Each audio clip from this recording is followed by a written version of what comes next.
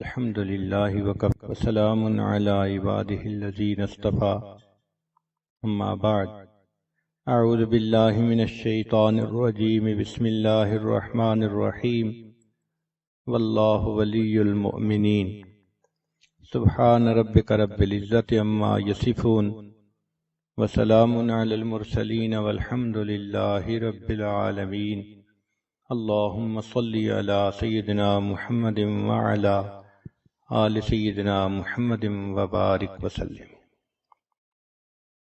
اللہ رب العزت کے ہم پر ان گنت احسانات ہیں، ان میں سے ایک احسان تو یہ کہ اللہ رب العزت نے ہمیں انسان بنایا اور پھر ایمان عطا فرمایا۔ ایمان کا عطا کرنا اللہ رب العزت کی بڑی نعمتوں میں سے ایک ہے۔ پھر رب کریم نے ہمیں نبی علیہ الصلوۃ والسلام کی امت میں پیدا فرمایا۔ یہ وہ سعادت ہے جس کو حاصل کرنے کے لیے پہلی امتوں کے انبیاء دعائیں کرتے تھے۔ اللہ تعالیٰ نے ہمیں بن مانگے یہ نعمت عطا فرمائی۔ ہم جس قدر اللہ رب العزت کا شکر ادا کریں وہ کم ہے۔ پھر اللہ رب العزت نے ہمیں صحت سلامتی والا جسم عطا کیا۔ وہ بھی لوگ ہوتے ہیں جو ماں کے پیٹ سے جب پیدا ہوتے ہیں تو ان کی بینائی نہیں ہوتی۔ یہ بینائی والی نعمت کتنی قیمتی ہے جو اللہ تعالیٰ نے بن مانگے عطا فرمائی۔ ہمارے ایک حافظ تھے، حفظ مکمل کیا تو وہ ملنے کے لیے آئے، اور جب آئے تو کہنے لگے حضرت آج میں آپ سے ایک دعا کروانے کے لیے آیا ہوں۔ میں نے مسکرا کے کہا کہ حافظ صاحب آپ ماشاءاللہ جوان العمر ہیں، حفظ مکمل ہو گیا، اب آپ چاہتے ہوں گے کہ میری شادی کی دعا کر دیں۔ تو جب میں نے یہ کہا تو حافظ صاحب کی آنکھ سے آنسو آ گئے۔ میں بھی بہت سیریس ہوا۔ میں نے پوچھا حافظ صاحب کیا ہوا؟ کہنے لگے حضرت دعا یہ کروانا چاہتا ہوں کہ جس ہستی کو میں اپنی ماں کہتا ہوں آج تک میں اس کا چہرہ نہیں دیکھ سکا، آپ میرے لیے دعا کر دیں کہ اللہ مجھے ایک مرتبہ بینائی دے دے، میں ماں کا چہرہ تو دیکھ سکوں۔ اس وقت احساس ہوا کہ اے کریم آقا، آپ نے ہمیں جو بینائی والی نعمت عطا فرمائی یہ کتنی قیمتی ہے، اور ہم اس نعمت کو مس یوز کرتے ہیں اور غیر محرم کے اوپر استعمال کرتے ہیں۔ کتنے لوگ ہیں جو ماں کے پیٹ سے پیدا ہوتے ہیں اور وہ بچے بہرے ہوتے ہیں، وہ سن نہیں سکتے، اشاروں میں باتیں کرتے ہیں، اور جو بچہ بچپن سے بہرا ہو عام طور پہ وہ گنگا بھی ہوتا ہے، چونکہ وہ سن نہیں سکتا تو اس کی ویکیبلری نہیں ہوتی، وہ بول بھی نہیں سکتا۔ اللہ رب العزت نے ہمیں سماعت بھی عطا فرمائی، ہم بات سنتے بھی ہیں، بات کرتے بھی ہیں۔ پھر دیکھیں انسان کے چہرے پر ناک ایک چھوٹا سا عضو ہے، لیکن اس ناک کے اندر اتنی خوبصورتی ہے کہ اس کے خوبصورت ہونے سے چہرہ خوبصورت ہوتا ہے اور اس کے بدصورت ہونے سے چہرہ بدصورت بن جاتا ہے۔ اللہ رب العزت نے یہ نعمت بھی ہمیں اچھی عطا فرمائی۔ پھر زبان کو دیکھیے، اللہ تعالیٰ نے ہم کلامی کی توفیق عطا فرمائی۔ ہم اپنی فیلنگز کو الفاظ کا جامہ پہنا سکتے ہیں، دوسرے سے بات کر سکتے ہیں۔ مجھے ایک مرتبہ ایک ایسے گھر میں جانے کا موقع ملا جہاں خامد گنگا تھا، بول نہیں سکتا تھا، اس کے 4 بچے تھے۔ تو میں ان کے گھر جا کے یہی سوچتا رہا کہ یہ 4 بچوں کا باپ ہے، اپنی بیوی سے اظہار محبت کرنا اس کو کتنا مشکل محسوس ہوتا ہوگا۔ ہم الفاظ کو کس طرح بنا سنوار کے کہہ دیتے ہیں دوسرے بندے کا دل خوش کرنے کے لیے، اور وہ اپنی بیوی سے صرف اشاروں سے باتیں کرتا تھا۔ اب دیکھیے یہ اللہ تعالیٰ کی ایک نعمت ہے جو اللہ نے عطا فرمائی تاکہ اس زبان کے ذریعے سے ہم قرآن پڑھیں اور اس زبان کے ذریعے سے ہم دین کی باتیں کریں۔ پھر اللہ رب العزت نے ہمیں ہونٹ عطا فرمائے۔ یہ ہونٹ دیکھنے میں چھوٹے سے ہوتے ہیں مگر ان کے اوپر انسان کی خوبصورتی کا انحصار ہوتا ہے۔ اگر ہونٹ بے ڈھنگے ہوں تو باوجود گورے رنگ کے اور باوجود اچھی خوبصورت شکل کے انسان خوبصورت نظر نہیں آتا۔ اگر انسان کے ہونٹ نہ ہوتے تو اس کے دانت یوں نظر آتے جیسا مردہ بکری کے دانت نظر آتے ہیں، انسان کی ساری خوبصورتی ختم ہو جاتی۔ چیز چھوٹی سی ہے مگر اہمیت دیکھیے کتنی ہے۔ اللہ رب العزت نے ہمیں ہاضمے کی نعمت عطا فرمائی، یہ بھی اللہ تعالیٰ کی نعمتوں میں سے ایک بڑی نعمت ہے۔ ایک آدمی کے پاس 100 بھینسیں تھیں لیکن وہ خود بھینس کا دودھ نہیں پی سکتا تھا، اس لیے کہ دودھ کے پینے سے اس کو ایک بیماری ہو جاتی تھی۔ کتنے لوگ ہیں جو لیکوڈ ڈائٹ پہ رہتے ہیں اور سالڈ چیز نہیں کھا سکتے۔ ایک مرتبہ ایک عورت نے مجھے فون کیا، حضرت میرے لیے دعا کریں، میرے معدے میں السر ہے، میں سارے مہمانوں کے لیے اچھے اچھے کھانے بناتی ہوں مگر پچھلے 7 سال سے میں صرف لیکوڈ پہ گزارا کر رہی ہوں، ایک لقمہ بھی میرے منہ میں نہیں گیا۔ ہمیں اللہ رب العزت نے ہاضمے کی صحیح نعمت عطا فرمائی، ہم اپنی خواہش کے مطابق کھاتے بھی ہیں پیتے بھی ہیں، ہمیں چاہیے کہ ہم اس پر بھی اللہ رب العزت کا شکر ادا کریں۔ پھر ہاتھوں کی نعمت اللہ نے عطا فرمائی، یہ کتنی بڑی نعمت ہے جس سے کہ ہم دنیا کے سارے کام کرتے ہیں۔ ایک مرتبہ حرم شریف میں میں نے ایک بندے کو دیکھا، اس کے دونوں بازو کندھوں سے کٹے ہوئے تھے، تو وہ آگے ہی صف میں بیٹھا ہوا تھا نماز پڑھنے کے لیے۔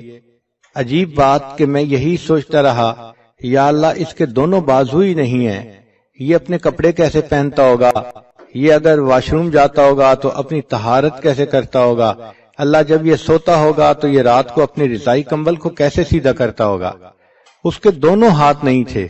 اس دن ایسی عجیب کیفیت ہوئی کہ میں بہت دیر اس بات پہ روتا رہا کہ اللہ آپ نے ہمیں یہ نعمتیں دیں، کاش کہ ان نعمتوں کو ہم آپ کی تعمیل میں استعمال کر سکتے۔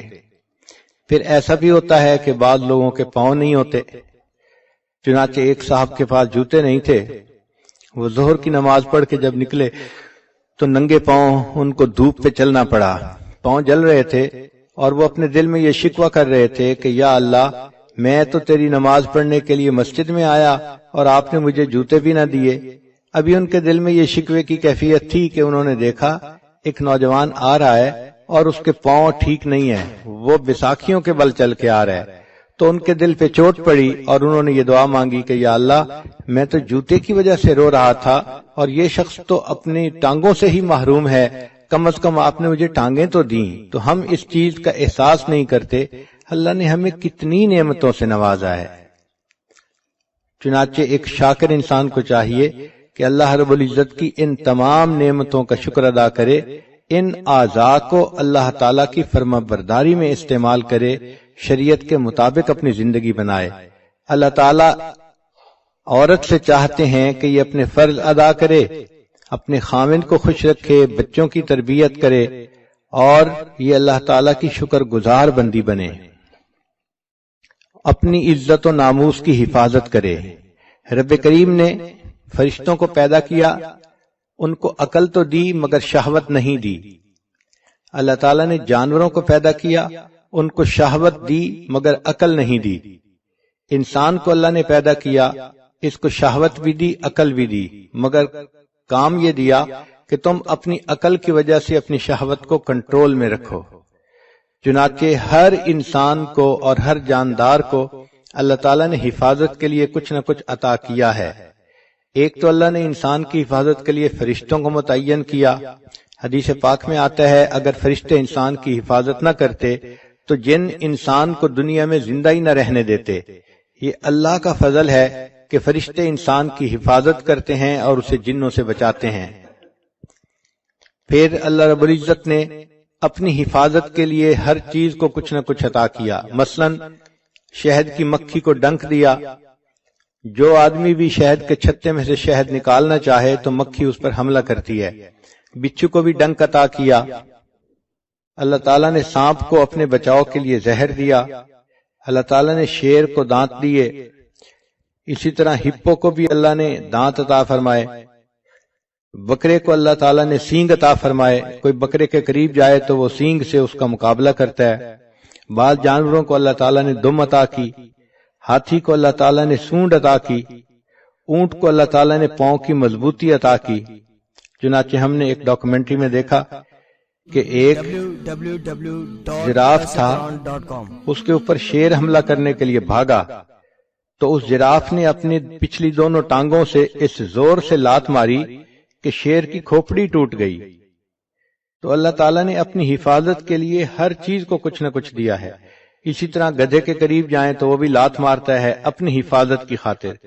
کسی کو اللہ تعالیٰ نے کانٹے عطا کیے، چنانچہ ایک جانور ہے جس کے جسم پر لمبے لمبے کانٹے ہوتے ہیں، اس کو کوئی بھی نقصان دینے والی چیز آئے تو وہ کانٹے اس طرح پھیلا لیتا ہے کہ کوئی اس کو نقصان پہنچا ہی نہیں سکتا۔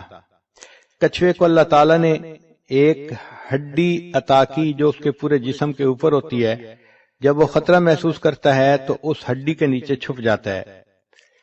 اللہ تعالیٰ نے مچھلی کو سیلانیت عطا فرمائی، چنانچہ مجھے آج بھی یاد ہے کہ 5ویں کلاس کا طالب علم تھا تو میرے بھائی مجھے ایک مرتبہ دریا پر لے گئے، وہاں لوگ مچھلی پکڑ رہے تھے تو میرا بھی جی چاہا کہ میں مچھلی پکڑوں، چنانچہ ایک صاحب نے مچھلی پکڑی، کافی مناسب بڑی تھی، تو اس نے کہا کہ اچھا تم اسے پکڑ لو۔ جب میں نے اسے ہاتھ میں پکڑا تو مچھلی ہلی اور پانی میں چلی گئی، مجھے پتہ بھی نہیں چلا، پتہ چلا کہ وہ اتنی سلپری تھی کہ اس کو پکڑنے کے لیے ذرا ٹیکنیک چاہیے تھی، اور مجھے چونکہ پتہ نہیں تھا میں نے اسے نرمی سے پکڑا تو وہ ہاتھ سے نکل گئی۔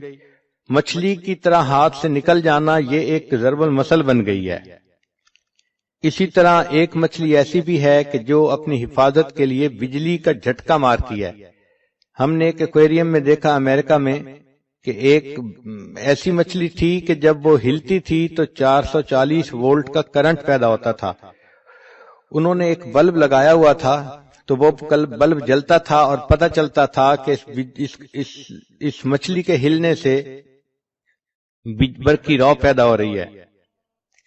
ایک مچھلی کو اللہ تعالیٰ نے ڈنک والی دم عطا فرمائی، چنانچہ جو اس کے قریب آتا ہے اس کو وہ ڈنک لگاتی ہے اور بندہ مر جاتا ہے۔ اللہ تعالیٰ نے چوہے کو دن میں اور رات میں دیکھنے کے لیے نظر عطا فرمائی تاکہ یہ بلی سے ہر وقت بچ سکے۔ چھچھوندر، اس کو اللہ تعالیٰ نے بچنے کے لیے بدبو عطا کی، چنانچہ اس کے اندر بدبو اتنی ہوتی ہے کوئی اس کے قریب رہنا بھی پسپا۔ کہنے لگا جی کہ اس کی وجہ سے میرے ہاتھ گیلے ہو گئے، تو پتہ چلا کہ مینڈک کا یہ ٹرک ہے کہ جو کوئی بندہ اس کو پکڑتا ہے وہ پیشاب کر دیتا ہے اور بندہ اس کو پھر کنفیوز ہو کے چھوڑ دیتا ہے۔ تو ہر کسی کو اللہ نے اپنی حفاظت کے لیے کچھ نہ کچھ عطا کیا۔ عورت کو اللہ نے اپنی حفاظت کے لیے عقل عطا کی، چنانچہ عورت کو چاہیے کہ وہ اپنی عقل کی وجہ سے سوچے اور اپنی جان اور اپنی عزت آبرو کی حفاظت کرے۔ یہ عقل ایک ڈھال ہے جو انسان کی عزت آبرو کو بچا لیتی ہے۔ جو لڑکیاں عقل استعمال نہیں کرتی وہ بڑی جلدی غیر محرم بندوں کے سامنے شکار بن جاتی ہیں اور ان کا وکٹم بن جاتی ہیں۔ اللہ رب العزت نے عورت کو بہت خوبی دی ہے، کوئی مرد اس سے بات کرے اس کو بہت جلدی پتہ چلتا ہے کہ یہ کس اسٹیشن سے بول رہا ہے یا کس نیت سے بات کر رہا ہے۔ یہ سمجھ اور فہم عطا کرنے کا مقصد یہی تھا کہ چونکہ اس نے اپنی عزت و ناموس کی حفاظت کرنی تھی تو اللہ تعالیٰ نے اس کو اس معاملے میں بہت زیادہ فہیم بنایا کہ اس کو پتہ چل جاتا ہے کہ یہ غیر مرد مجھ سے کیا چاہتا ہے۔ اس لیے فرمایا کہ تم غیر مرد سے بات کرنے کا موقع پیش بھی آ جائے تو تم ذرا روکھے انداز میں بات کرو، آواز میں لوچ پیدا نہ کرو، ڈھیلی سریلی آواز بنا کے بات نہ کرو۔ فَيَطْمَعَ الَّذِي فِي قَلْبِهِ مَرَضٌ، ورنہ طمع کرے گا وہ بندہ جس کے دل کے اندر مرض ہوگی۔ آج کل یونیورسٹیوں کی بچیاں یونیورسٹی میں جاتی ہیں، سروں پہ دوپٹے بھی نہیں ہوتے، خوشبوئیں لگائی ہوتی ہیں اور کپڑے بھی ٹائٹ پہنے ہوتے ہیں، اور وہ یہ سمجھتی ہیں کہ اس طرح ہم دوسروں کو بہت خوبصورت نظر آتی ہیں، اور وہ یہ نہیں سمجھتی کہ اس طرح جو غیر محرم مرد ہیں وہ ہمارے بارے میں کتنی بری سوچ دل میں رکھتے ہیں، اور ہیلے بہانے بنا بنا کے وہ عورتوں کو اپنے دام میں گرفتار کرتے ہیں۔ تو عقل انسان استعمال کرے تو اس کے ذریعے سے اپنی شہوت کو کنٹرول کر سکتا ہے۔ رب کریم نے انسان کو یہ نعمت عطا فرمائی تاکہ اس کی وجہ سے اس کی عزت و آبرو کی حفاظت رہے۔ لہذا اب کوئی مرد گناہ کی دعوت کس طرح سے دے، مسکرا کے دے یا میسیجز لکھے یا باتیں کرے، تو ایسی کسی چیز کی طرف التفات ہی نہیں کرنا چاہیے۔ آرزویں خون ہوں یا حسرتیں پامال ہوں، اب تو اس دل کو تیرے قابل بنانا ہے مجھے۔ دعا مانگنی چاہیے کہ اللہ تعالی جان، عزت، آبرو کی حفاظت کرنے میں مدد فرمائے۔ ایک بات ذہن میں رکھ لیجئے کہ نفسانی خواہشات کو انسان جتنا پورا کرے یہ اتنا اور زیادہ بڑھتی ہیں۔ ان کو ختم کرنے کا ایک ہی طریقہ ہے کہ ان کو نظر انداز کریں اور ان کے ختم ہونے کی اللہ سے دعا مانگیں۔ جب اللہ سے دعا مانگیں گی تو اللہ تعالیٰ بچا لیں گے۔ اسی لیے حضرت یوسف علیہ السلام نے کہا تھا کہ اے پروردگار عالم، اگر آپ مجھے نہیں بچائیں گے تو میں اس گناہ میں گر جاؤں گا۔ تو انسان اللہ سے دعا مانگے۔ عورت کو چاہیے کہ عشاء کے بعد 2 رکعت نفل پڑھ کے روزانہ اللہ سے یہ دعا مانگے، اے اللہ میری عزت و ناموس کی حفاظت رکھنا، مجھے کسی ایسی مشکل میں گرفتار نہ کرنا کہ جہاں میری عزت کو خطرہ ہو۔ ہم اللہ تعالیٰ سے مانگیں گے، اللہ تعالیٰ عطا فرمائیں گے۔ انسان اللہ تعالیٰ سے محبت کرتا ہے، اللہ تعالیٰ اس سے محبت کرتے ہیں۔ ایک بزرگ فرماتے ہیں کہ مجھے 4 چیزوں کو سمجھنے میں غلطی تھی، مگر قرآن پاک میں نے پڑھا تو مجھے پتہ چلا کہ میری غلطی کہاں کہاں پہ ہے۔ مثلا میں یہ سمجھتا تھا کہ میں اللہ سے محبت کرتا ہوں جس کی وجہ سے اللہ مجھ سے محبت کرتے ہیں، لیکن میں نے قرآن پاک میں پڑھا یحبہم ویحبونہ، تو تب مجھے پتہ چلا کہ اللہ تعالیٰ بندے سے پہلے محبت فرماتے ہیں اور اس کے نتیجے کے طور پہ بندے کے دل میں اللہ کی محبت پیدا ہوتی ہے۔ دوسری غلطی یہ تھی کہ میں یہ سوچتا تھا کہ انسان اپنے رب سے پہلے راضی ہوگا تو اس کے بدلے اللہ اس سے راضی ہوں گے۔ قرآن پاک پڑھا تو میری یہ غلطی بھی ختم ہو گئی۔ اللہ تعالیٰ فرماتے ہیں رضی اللہ عنہم ورضوا عنہ، اللہ ان سے راضی ہو گیا، وہ اللہ سے راضی ہو گئے۔ تو پہلے اللہ راضی ہوتا ہے، نتیجہ یہ ہوتا ہے کہ بندہ بھی پھر اپنے رب سے راضی ہو جاتا ہے۔ پھر ایک بات کہ انسان وہ فرماتے ہیں کہ میں یہ سمجھتا تھا کہ میں اللہ کو پہلے یاد کرتا ہوں پھر اللہ مجھے یاد کرتے ہیں، لیکن قرآن پاک پڑھا تو بتایا وما توفیقی الا باللہ، کہ میری توفیق تو اللہ ہی کی۔ تو ہم جو اللہ کو یاد کرتے ہیں تو اللہ پہلے یاد کرتا ہے، وہ توفیق دیتا ہے تب ہم اللہ کو یاد کرتے ہیں۔ اس لیے ایک حدیث پاک میں آتا ہے کہ انسان کو اللہ تعالیٰ دن میں جو نعمتیں عطا فرماتے ہیں اس میں سب سے بہتر توفیق یہ ہوتی ہے کہ انسان کو اللہ اپنی یاد کی توفیق عطا فرما دے۔ چوتھی چیز جو فرماتے تھے کہ میری غلط فہمی تھی کہ میں سمجھتا تھا کہ میں توبہ پہلے کرتا ہوں پھر اللہ میری توبہ کو قبول کرتے ہیں۔ جب قرآن پاک پڑھا تو اس میں بتایا گیا ثم تاب علیہم لیتوبوا، اللہ کی رحمت پہلے متوجہ ہوتی ہے پھر انسان کو توبہ کی توفیق ملتی ہے۔ تو یہ ذہن میں رکھیے کہ اللہ کی رحمت کی نظر پہلے ہوتی ہے، اللہ تعالیٰ بندے کو اپنائیت کی نظر سے پہلے دیکھتے ہیں پھر اس کو توبہ کی توفیق ملتی ہے۔ اس اجتماع میں آنے کا بنیادی مقصد یہی ہے کہ ہم زندگی کے پچھلے گناہوں سے سچی پکی توبہ کر لیں اور آئندہ اللہ کی بارگاہ میں فرما بردار بن کر زندگی گزارنے کا ارادہ کریں۔ اللہ تعالیٰ کی طرف سے رحمت کی نظر ہوگی، ہماری طرف سے نیک بن کر رہنے کا ارادہ ہوگا تو یہ محبت کا تعلق جڑ جائے گا۔ دونوں جانب سے اشارے ہو چکے، تم ہمارے ہم تمہارے ہو چکے۔ محبت کہتے ہیں دل کا کسی کے ساتھ اتنا مشغول ہو جانا کہ دوسروں کی طرف انسان کا دھیان ہی نہ رہے، اس کیفیت کو محبت کہتے ہیں۔ کوئی دل میں اتنا سما جاتا ہے کہ اس دل میں کسی دوسرے کے لیے جگہ ہی نہیں رہتی، اور اس کی علامات یہ ہے کہ محبوب کی فرما برداری کرتا ہے اور اس کی بات ماننے میں انسان کو مزہ آتا ہے۔ ان المحب لما یحب مطیع، محب جس سے محبت کرتا ہے اس کا مطیع ہوتا ہے، اور پھر اس کی صفات کو انسان اپنا کر خوش ہوتا ہے۔ بندے کو چاہیے اپنے اللہ سے محبت کرے اور اپنے اندر اللہ تعالیٰ کی صفات کو پیدا کرے۔ چنانچہ حدیث پاک میں فرمایا تخلقوا باخلاق اللہ، تم اللہ تعالیٰ کے اخلاق کو اپناؤ۔ اللہ تعالیٰ پردہ ڈالنے والے ہیں، تم بھی بندوں کے لیے پردہ ڈالنے والے بن کر رہو۔ اللہ تعالیٰ جلدی غلطیوں کو معاف فرما دیتے ہیں، تم بھی دوسروں کی غلطیوں کو جلدی معاف کرو۔ اللہ تعالیٰ رحیم و کریم ہے، تم بھی رحیم و کریم بن کر رہو، دوسروں کے لیے عفو درگزر کا معاملہ کرو۔ اللہ تعالیٰ حلیم ہے، تم بھی اپنے اندر حلم پیدا کرو۔ اور یہ بھی سوچئے کہ ہم اللہ سے محبت بعد میں کرتے ہیں، پہلے اللہ تعالیٰ ہم سے محبت کرتے ہیں۔ حدیث پاک میں ہے، حدیث قدسی، یبن آدم انی لک محب، اے آدم کے بیٹے میں تم سے محبت کرتا ہوں۔ تو اللہ تعالیٰ بندے سے محبت پہلے کرتے ہیں، پھر اس کے بعد بندے کو اللہ سے محبت کی توفیق نصیب ہوتی ہے۔ اللہ تعالیٰ اتنے احسانات کرتے ہیں بندے پر، ہمیں تو ان کا پتہ بھی نہیں چلتا کہ کیسے ہیں، پھر اس کے بعد بندے کو اللہ سے محبت کی توفیق نصیب ہوتی ہے۔ اللہ تعالیٰ اتنے احسانات کرتے ہیں بندے پر، ہمیں تو ان کا پتہ بھی نہیں چلتا کہ کیسے کیسے احسانات ہیں۔ مثال کے طور پہ اللہ تعالیٰ بندے کے رازق ہیں، تو اللہ تعالیٰ وقت کے ساتھ ساتھ بندے کے رزق کے دروازے بڑھاتے چلے جاتے ہیں۔ ایک علمی نکتہ ہے، بچیاں اس پوائنٹ کو نوٹ کریں کہ دیکھیں جب بچہ اس دنیا میں پیدا ہونا ہوتا ہے تو ماں کے پیٹ میں اس کے رزق کا ایک دروازہ ہوتا ہے، وہ ایک تعلق جو ماں کے جسم کے ساتھ بچے کے جسم کا ہے، وہ ایک آنت ہوتی ہے جس کے ذریعے سے خون اس بچے کو مل رہا ہوتا ہے، غذا مل رہی ہوتی ہے، اور بچہ اسی کے ذریعے سے ماں کے پیٹ میں پل رہا ہوتا ہے۔ تو گویا ماں کے پیٹ میں انسان کے لیے رزق کا ایک دروازہ تھا، پھر جب وہ بچہ اس دنیا میں پیدا ہو گیا، اب اللہ تعالیٰ نے دو دروازے بنا دیے، ماں کے سینے میں دو پستان بنا دیے۔ پہلے ایک جگہ سے رزق ملتا تھا، اب دو جگہ سے رزق ملنا شروع ہو گیا اس دنیا میں آنے کے بعد۔ پھر بچہ تھا، ماں کا دودھ پیتا تھا، جب بچہ بڑا ہو گیا اور ماں کے دودھ کے علاوہ اب باقی چیزیں کھانے لگ گیا، اللہ تعالیٰ نے اس کے لیے رزق کے چار دروازے کھول دیے۔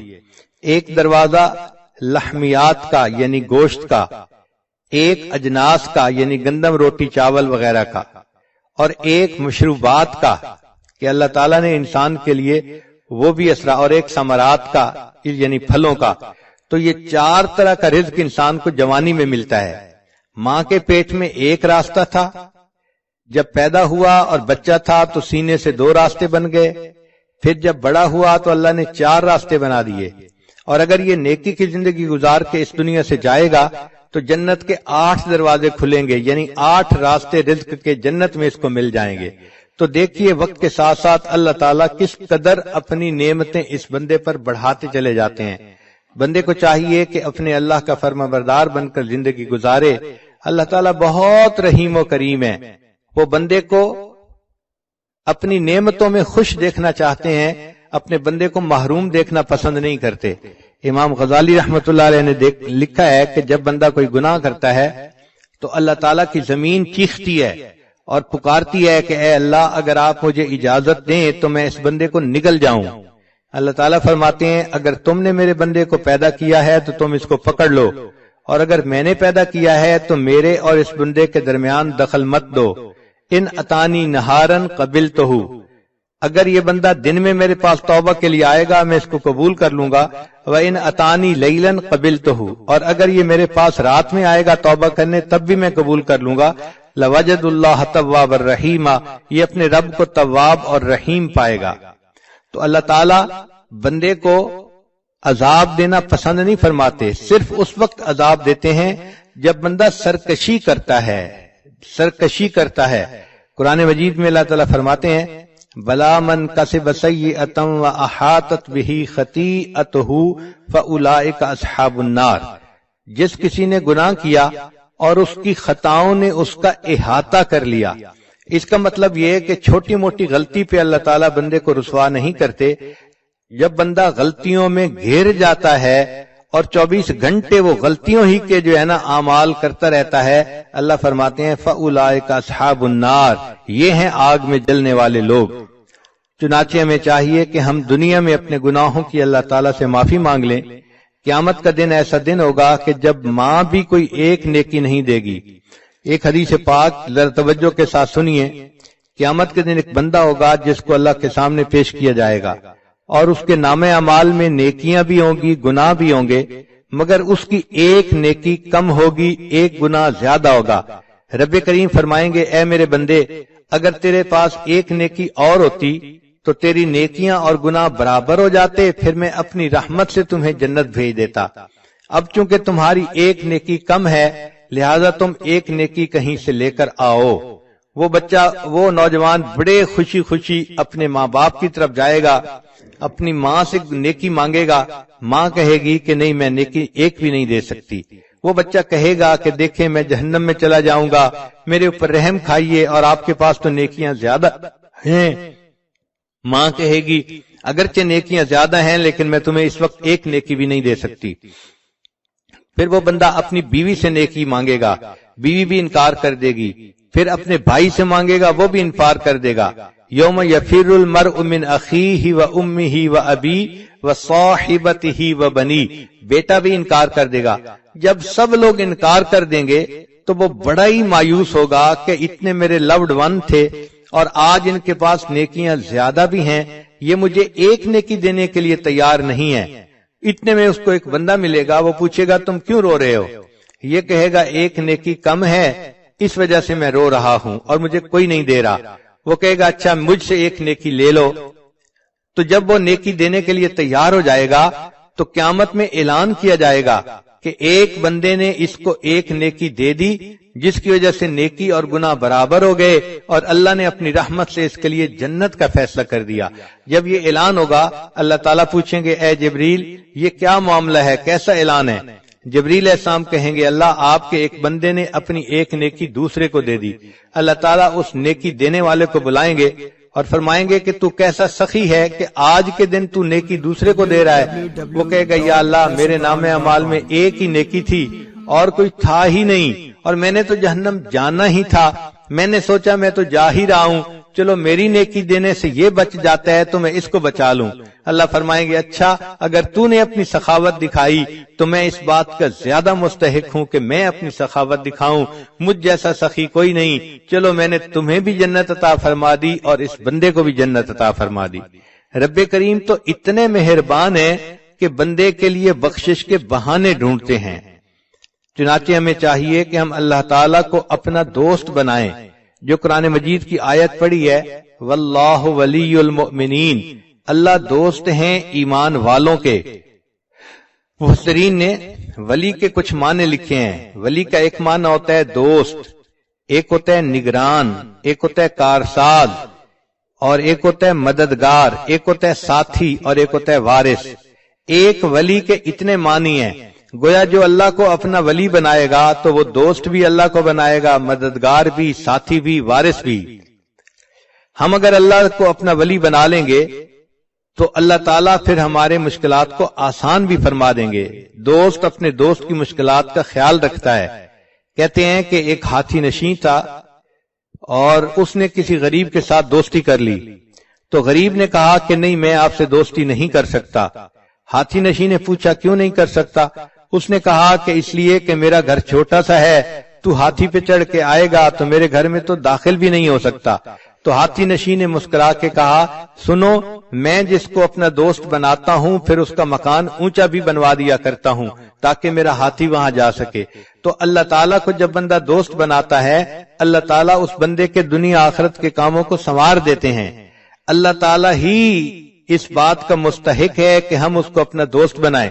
نوجوان بچیاں یہ بات ذہن میں بٹھا لیں، ان کے ذہنوں میں یہ ہوتا ہے میرا کوئی دوست نہیں، میں اکیلی ہوں، میں تنہا ہوں، میں مس کرتی ہوں۔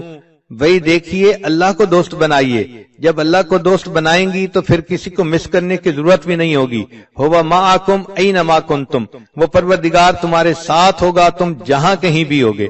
اور جتنا اللہ تعالیٰ وفا کرتے ہیں اتنا کوئی دوسرا وفا نہیں کر سکتا، اس لیے مخلوق کو دوست بنائیں گی تو مخلوق سے بے وفائی دیکھیں گی۔ مخلوق مطلب کی ہوتی ہے، مطلب نکلا اور تو کون اور میں کون ناواقف ہو جاتے ہیں۔ اللہ تعالیٰ کو دوست بنائیے، جس نے اللہ کو دوست بنا لیا اللہ تعالیٰ اس بندے کے دنیا آخرت کے کاموں کو سنوار دیتے ہیں۔ تو آج کی اس مجلس میں یہ بات اپنے ذہنوں میں بٹھا لیجئے کہ محبت کے قابل فقط اللہ کی ذات ہے۔ مرنے والوں سے اور ڈھلنے والوں سے محبت کیا کرنی؟ عشق با مردہ نباشد پائیدار، عشق را با حی و با قیوم دار۔ مولانا روم رحمت اللہ فرماتے ہیں کہ مرنے والوں سے اور ڈھلنے والوں سے کیا محبت کرنی؟ اگر کرنی ہی ہے تو محبت اس سے کرو جو حی و قیوم ہے، ہمیشہ زندہ رہنے والا اور باقی رہنے والا ہے۔ تو انسان اگر اللہ سے تعلق جوڑتا ہے تو اللہ تعالیٰ اس بندے کے ساتھ نبھا کے دکھاتے ہیں۔ تو ہم اللہ کو اپنا دوست بنائیں۔ چنانچہ حضرت موسیٰ علیہ السلام کے پاس بنی اسرائیل کے لوگ آئے، اے اللہ کے نبی علیہ السلام بڑا عرصہ ہوا بارش نہیں ہوئی، پانی کی قلت ہے اور جانور بھی پریشان ہے، انسان بھی پریشان ہے، آپ دعا کیجئے۔ حضرت موسیٰ علیہ السلام نے فرما دیا کہ اچھا، ساری قوم کے لوگ باہر ویرانے میں آئیں اور میں دعا کرواؤں گا۔ چنانچہ حدیث پاک میں آتا ہے کہ 70,000 لوگ اکٹھے ہوئے۔ حضرت موسیٰ علیہ السلام نے خوب دعا مانگی، اللہ تعالیٰ سے گڑ گڑا کے فریاد کی، مگر بارش کے کوئی آثار نہیں تھے۔ جب کافی دیر دعا کرنے کے بعد بھی بارش نہ ہوئی تو موسیٰ علیہ السلام نے پوچھا، اے اللہ، آپ کا ایک نبی آپ سے اپنی امت کے ساتھ مل کے دعا کر رہا ہے اور آپ کی طرف سے قبولیت کے آثار ظاہر نہیں ہو رہے۔ رب کریم نے فرمایا کہ اس قوم کے اندر ایک بندہ ہے جو 40 سال سے میرے ساتھ لڑائی کر رہا ہے گناہ کے ذریعے سے، یعنی وہ گناہ کر کے میرے ساتھ گویا لڑائی میں لگا ہوا ہے، اور اس کی وجہ سے میں بارش نہیں برسانا چاہتا۔ تو حضرت موسیٰ علیہ السلام کو اس بات پہ بڑا تعجب ہوا۔ انہوں نے اعلان کیا، اے لوگو، تمہارے اندر ایک ایسا بندہ ہے کہ جو 40 سال سے ایک گناہ میں مبتلا ہے، اور اللہ تعالیٰ اتنے ناراض ہیں کہ اس کی موجودگی میں بارش نہیں دینا چاہتے۔ میں اس بندے سے کہتا ہوں کہ وہ یہاں سے نکل جائے اور اس کی وجہ سے دوسروں پر جو مصیبت آئی ہوئی ہے وہ ٹل جائے۔ حضرت موسیٰ علیہ السلام نے جیسے ہی یہ اعلان کیا تو تھوڑی دیر کے بعد بارش ہونے لگ گئی۔ حضرت موسیٰ علیہ السلام بڑے حیران کہ کوئی بندہ باہر نکلا بھی نہیں اور بارش بھی شروع ہو گئی، اور اللہ تعالیٰ فرماتے ہیں کہ اس بندے میں ایک بندہ ہے جو میرے ساتھ گناہ کے ذریعے جنگ میں لگا ہوا ہے۔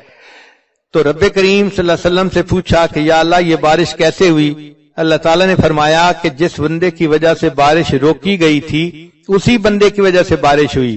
اے اللہ، اس کی وجہ سے بارش کیسے ہوئی؟ فرمایا کہ جب آپ نے اعلان کیا، اس بندے نے اپنے دل میں سوچا کہ اے اللہ، اگر میں اس وقت لوگوں سے باہر نکل جاؤں گا تو میری رسوائی ہوگی، میں کسی کو چہرہ دکھانے کے قابل نہ رہوں گا۔ اے کریم آقا، آسیتک 40 سنۃ فامہلتنی، میں نے 40 سال آپ کی نافرمانی کی، آپ نے مجھے ڈھیل دے دی۔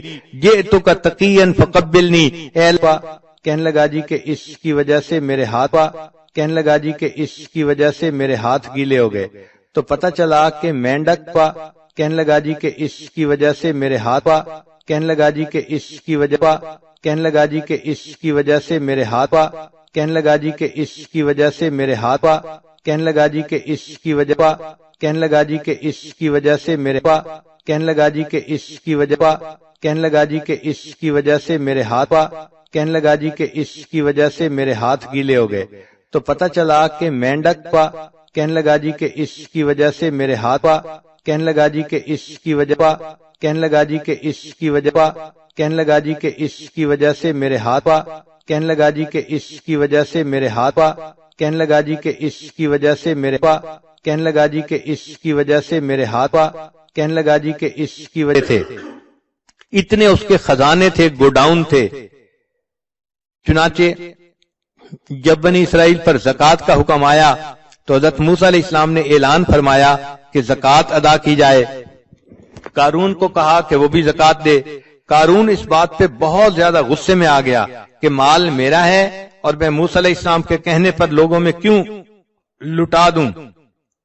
اب غصے کی وجہ سے وہ چاہتا تھا کہ میں کوئی ایسا کام کروں کہ مجھے زکوٰۃ نہ دینی پڑے۔ اپنے دوستوں میں بیٹھ کے اس نے مشورہ کیا، چنانچہ دوستوں نے اس کو مشورہ کیا کہ تم کوئی ایسا کام کرو کہ جس کی وجہ سے موسیٰ علیہ السلام کی عزت خراب ہو جائے اور وہ لوگوں کی نظر سے گر جائیں، پھر آپ کہنا کہ میں ان کی بات نہیں مانتا۔ چنانچہ اس نے ایک عورت کے ساتھ رابطہ کیا اور اس کو کہا کہ میں تمہیں اتنے پیسے دوں گا، تم مجمع میں کھڑے ہو کے الزام لگا دینا کہ موسیٰ علیہ السلام نے میرے ساتھ حرام کاری کی ہے۔ چنانچہ عورت اگرچہ سمجھدار ہوتی ہے مگر ایموشنلی بہت جلدی پھسل جاتی ہے۔ وہ عورت مال کے چند ٹکوں کی خاطر پھسل گئی اور کہنے لگی بہت اچھا۔ چنانچہ ایک مجلس تھی جس میں حضرت موسیٰ علیہ السلام بھی تھے، بنی اسرائیل کے لوگ بھی تھے، وہاں پر وہ عورت کھڑی ہوئی اور کہنے لگی لوگوں میں آپ لوگوں کو ایک بات کہنا چاہتی ہوں۔ چنانچہ وہ یہ بات کہنا چاہتی تھی مگر اللہ تعالیٰ مددگار ہیں۔ حضرت موسیٰ علیہ السلام کا روب ایسا تھا کہ وہ کوئی بات نہ کر سکی اور کہنے لگی کہ بھئی مجھے تو قارون نے پیسے دینے کا وعدہ کیا تھا اور یہ کہا تھا کہ تم موسیٰ علیہ السلام پر بہتان لگا دو، اور موسیٰ علیہ السلام نے تو میرے ساتھ کوئی ایسا کام نہیں کیا، وہ تو بالکل پاک ہیں اور صاف ہیں۔ جب حضرت موسیٰ علیہ السلام کو پتہ چلا کہ قارون نے مجھے پبلکلی انسلٹ کرنے کے لیے ایسی حرکت کی تو موسیٰ علیہ السلام کو بہت جلال آیا. اللہ تعالیٰ سے دعا کی، اے اللہ آپ مہربانی فرما دیجئے اور اس میری تکلیف کو دور کر دیجئے. رب کریم نے فرمایا کہ اے میرے پیارے موسیٰ علیہ السلام، میں نے تھوڑی دیر کے لیے زمین کو تمہارے ماتحت کر دیا، جو حکم آپ زمین کو دیں گے وہ حکم زمین مانے گی. چنانچہ موسیٰ علیہ السلام نے حکم دیا، اے زمین قارون کو نگل جا. قارون تیسرا حصہ زمین کے اندر دھنس گیا. پھر وہ پکارنے لگا، موسیٰ علیہ السلام سے معافیاں مانگنے لگا. موسیٰ علیہ السلام نے دوبارہ زمین کو کہا تو وہ 2/3 زمین کے اندر دھنس گیا. پھر معافیاں مانگنے لگا. حضرت موسیٰ علیہ السلام اتنے جلال میں تھے، تیسری مرتبہ حکم دیا، اے زمین اس کو نگل جا. چنانچہ قارون کو زمین نگل گئی اور قارون زمین میں دھستا چلا جائے گا. چنانچہ جب قارون دھس گیا، اللہ تعالیٰ نے موسیٰ علیہ السلام کی طرف وحی بھیجی، اے میرے پیارے موسیٰ علیہ السلام، جب آپ نے زمین کو حکم دیا اس کو نگل جا، زمین نگل رہی تھی، اس وقت وہ آہ و فریاد کر رہا تھا، معافیاں مانگ رہا تھا، مگر آپ نے اس کی ایک نہ سنی اور اس کو آپ نے پورا کا پورا زمین کے اندر دھسا دیا. اے میرے پیارے موسیٰ علیہ السلام، اگر وہ اس وقت مجھ سے فریاد کرتا تو میں پروردگار اس وقت بھی اس کی اس فریاد کو قبول کر لیتا اور اسے معاف کر دیتا. تو رب کریم تو اتنے مہربان ہے کہ ان کی مہربانی کے بارے میں کوئی بندہ سوچ ہی نہیں سکتا. کتابوں میں لکھا ہے ایک بندہ بت پرست تھا. ایک رات اس کو کوئی کام تھا تو اس نے کہا کہ میں آج رات بت کی عبادت کروں گا اور دعا مانگوں گا. چنانچہ وہ ساری رات یا سنم کہہ کہہ کے پکارتا رہا، دعا مانگتا رہا. اس کے اوپر نیند کا غلبہ ہو گیا. اب جب نیند کا غلبہ ہوا تو نیند کے غلبے میں یا سنم کہتے کہتے اس نے زبان سے نکلا یا سمد. سمد اللہ تعالیٰ کا نام ہے. تو جیسے ہی اللہ تعالیٰ کا نام لکھا، اللہ تعالیٰ نے فوراً فرمایا لبیک یا عبدی، اے میرے بندے تم مجھ سے کیا چاہتا ہے؟ فرشتے حیران ہیں، اے اللہ یہ بت پرست ہے، یہ صنم کو پوجنے والا، یہ ساری رات صنم کو جو ہے پکارتا رہا. نیند کے غلبے کی وجہ سے آپ کا نام اس کی زبان سے نکل آیا اور آپ فوراً متوجہ ہوئے، لبیک یا عبدی، میرے بندے بتاؤ تم کیا چاہتے ہو؟ اللہ تعالیٰ نے فرشتوں کو فرمایا کہ فرشتوں، اس بندے نے بت کی پرستش کی، ساری رات بت کو پکارتا رہا اور بت نے کوئی جواب نہ دیا. اگرچہ میرا نام غفلت کی حالت میں اس کے منہ سے نکلا، اگر میں بھی جواب نہ دیتا پھر مجھ میں اور بت میں کیا فرق رہتا؟ تو رب کریم اگر اتنے مہربان ہے کہ ایک بت پرست غفلت کی حالت میں یا سمد کہہ دیتا ہے، اللہ اس کو بھی پکار کا جواب دیتے ہیں، تو اگر وہ عورت جو اللہ سے محبت کرتی ہے، اللہ کی وجہ سے اپنی عزت و آبرو کی حفاظت کرتی ہے، اللہ کے محبوب صلی اللہ علیہ وسلم کی ایک ایک سنت پر محبت سے عمل کرتی ہے، ایسی نیک پاک لڑکی اگر تہجد کے وقت میں اللہ کے سامنے ہاتھ اٹھائے گی اور دعا مانگے گی، اللہ تعالیٰ اس کی دعاؤں کو کیوں نہیں قبول فرمائیں گے؟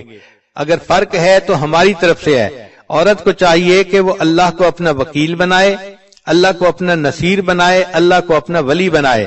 حسبنا اللہ و نعم الوکیل، نعم المولا و نعم النصیر.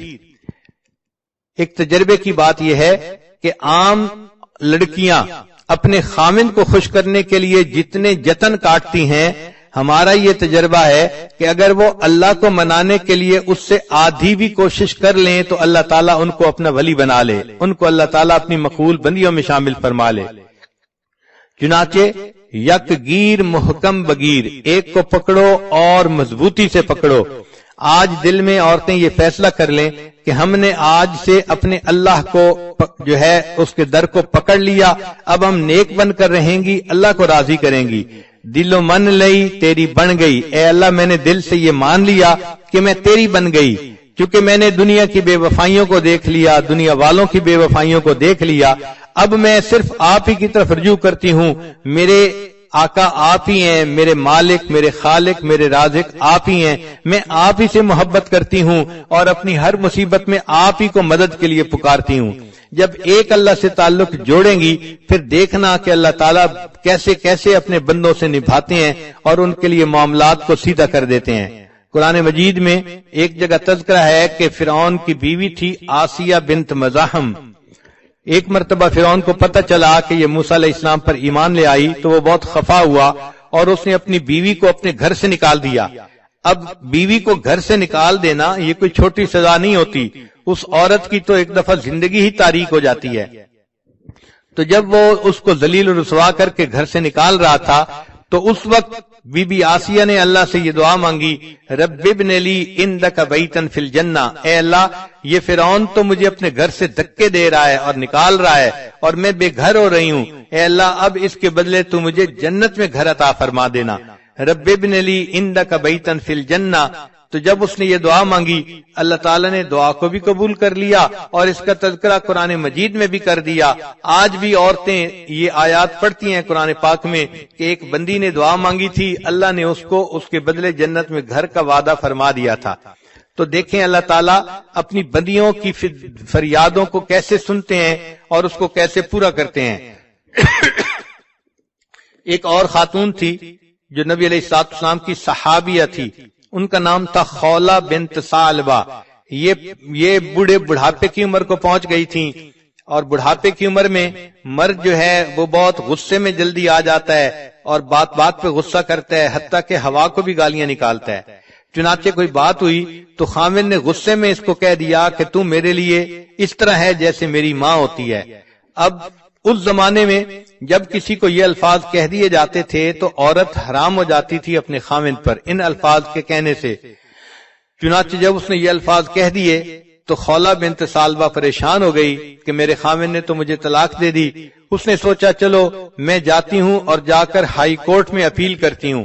وہ نبی علیہ الصلوۃ والسلام کی خدمت میں حاضر ہوئی اور عرض کیا کہ اے اللہ کے حبیب صلی اللہ علیہ وسلم، میں اپنے خاوند سے محبت کرتی ہوں، خاوند مجھ سے محبت کرتا ہے، پتہ نہیں اس کو کیا ہوا، غصے میں آ کے اس نے مجھے یہ کہہ دیا کہ تو میرے لیے میری ماں کی مانند ہے، تو اب بتائیں کہ کیا میں اس کے لیے حرام ہو چکی ہوں یا نہیں؟ نبی علیہ السلام نے فرمایا کہ ہاں، جو اوپر توریت کے احکام آ رہے ہیں ان کے حساب سے تم اس پر حرام ہو چکی ہو۔ وہ چاہتی تھی کہ نبی علیہ السلام اس کو ویو آف کر دیں اور بتا دیں کہ نہیں تم حرام نہیں ہوئی۔ اس نے دوبارہ کہا اے اللہ کے حبیب صلی اللہ علیہ وسلم، اب میں بوڑھی ہو گئی ہوں، اگر وہ مجھے طلاق دے گا تو کوئی بندہ مجھ سے شادی کرنا بھی پسند نہیں کرے گا، اور پھر میرے بچے ہیں، میں ان بچوں کو کہاں لے کے جاؤں گی؟ اگر خاوند کے پاس چھوڑوں تو بچے بگڑ جائیں گے، اپنے پاس رکھوں تو میں بچوں کو سپورٹ نہیں کر سکتی۔ اے اللہ کے حبیب صلی اللہ علیہ وسلم، میرا کیا بنے گا؟ میں کیسے زندگی گزاروں گی؟ اس نے جب 2-3 دفعہ انسسٹ کیا تو اللہ کے حبیب صلی اللہ علیہ وسلم نے اسے صاف کہہ دیا کہ اب تم اپنے خاوند کے لیے حرام ہو چکی ہو، اس لیے اب تم اس کے ساتھ دوبارہ نہیں جڑ سکتی۔ جب نبی علیہ السلام نے بھی جواب دے دیا، اس وقت خولہ بنت ثعلبہ نے دل میں سوچا کہ ہائی کورٹ کا فیصلہ بھی میرے خلاف آ گیا ہے، اب مجھے سپریم کورٹ کی طرف رجوع کرنا پڑے گا۔ لہذا وہیں صحن میں کھڑے کھڑے عائشہ صدیقہ لانا فرماتی ہیں اس نے اللہ کو پکارنا شروع کر دیا، اے پروردگار میں بوڑھی ہوں، نہ میرے پاس جوانی رہی نہ حسن رہا، کوئی مجھ سے شادی کرنے والا نہیں، اگر اس نے مجھے طلاق دے دی، میرے چھوٹے چھوٹے بچے ہیں، اے اللہ ان بچوں کو کون سپورٹ کرے گا؟ اور اگر وہ بچے میں اس کو دے دوں تو بچے بگڑ جائیں گے، ان کو ماں کی محبت نہیں ملے گی، اے اللہ میں اپنا غم کس کو بیان کروں؟ تو میری مدد فرما۔ عائشہ صدیقہ لانا فرماتی ہیں وہ ابھی اپنے رب سے یہ مناجات کر رہی تھی کہ نبی علیہ الصلوۃ والسلام کے اوپر وحی کے آثار شروع ہو گئے۔ میں نے اس بوڑھی عورت کو چپ کروایا، چپ کرو، نبی علیہ السلام پر وحی اتر رہی ہے۔ وہ تھوڑی دیر چپ ہوئی، نبی علیہ الصلوۃ والسلام نے فرمایا، اللہ نے قرآن جو ہے نا وہ اتار دیا، فرمایا قد سمع اللہ قول التی تجادلک فی زوجہا وتشتکی الی اللہ، اللہ نے اس بوڑھیا کی فریاد کو سن لیا، وہ اپنے اللہ کو پکار رہی تھی۔ سوچنے کی بات ہے، عورت اگر اللہ سے اپنا دل لگاتی ہے اور ایسے مشکل وقت میں اللہ کو پکارتی ہے، اللہ اتنے کریم ہیں، اس کی پکار کو بھی سنتے ہیں اور قرآن پاک کا اس کو حصہ بھی بنا دیتے ہیں۔ لہذا عورتوں کو یہ بات اچھی طرح دل میں بٹھا لینی چاہیے کہ ہماری محبت فقط اللہ کے لیے مخصوص ہے اور ہمارا کارساز فقط اللہ ہے۔ ہم دنیا میں کسی کی مدد نہیں چاہتے، ہم دنیا میں کسی غیر کی طرف قدم نہیں بڑھانا چاہتے، ہم اللہ ہی سے مانگتے ہیں۔ اللہ تعالیٰ مہربانی فرمائیں گے، دنیا میں بھی قدم قدم پر بندے کی حفاظت فرمائیں گے اور آخرت کی نعمتیں بھی بندے کو عطا فرمائیں گے۔ وآخر دعوانا ان الحمد للہ رب العالمین۔